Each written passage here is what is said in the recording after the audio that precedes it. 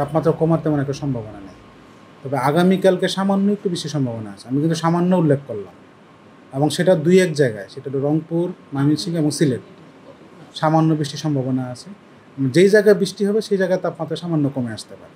এছাড়া মোটামুটি বাংলাদেশের অন্যান্য এলাকায় তা অপরিবর্তনে থাকতে পারে। আমাদের এই সময় যদি এপ্রিল মাস সবচেয়ে উষ্ণতম মাস, তাছাড়া আমাদের কালবৈশাখীর সময়। কালবৈশাখী আমাদের ৫ থেকে ৬ ঘন্টা আগে পূর্বাভাস দেওয়া সম্ভব না। তা আমরা স্যাটেলাইট কিংবা রাডারের মাধ্যমে কন্টিনিউয়াস সেটাকে অবজার্ভ করি বা অবজারভেশন নেই।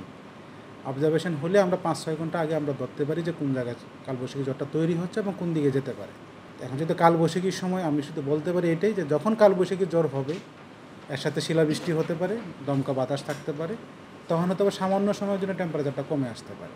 যখন বৃষ্টিপাত শেষ আবার সেই সূর্যের তাপে তাপমাত্রা বেড়ে যেতে পারে। গ্লোবাল ওয়ার্মিংয়ের কারণে আমাদের তাপমাত্রা একটু বাড়ছে, ঠিক আছে, ১ থেকে ২ ডিগ্রি এমনি একটু বাড়তি। আর আমরা যে স্বাভাবিক যে তাপমাত্রা ধরি বা অ্যাবাভ নর্মাল যেটা এখন দেখা যাচ্ছে, সারা দেশেই ১ থেকে বেশিরভাগ জায়গাতেই ১ থেকে ৭ ডিগ্রি সেলসিয়াস তাপমাত্রা বেশি আমাদের লক্ষ্য করা যাচ্ছে।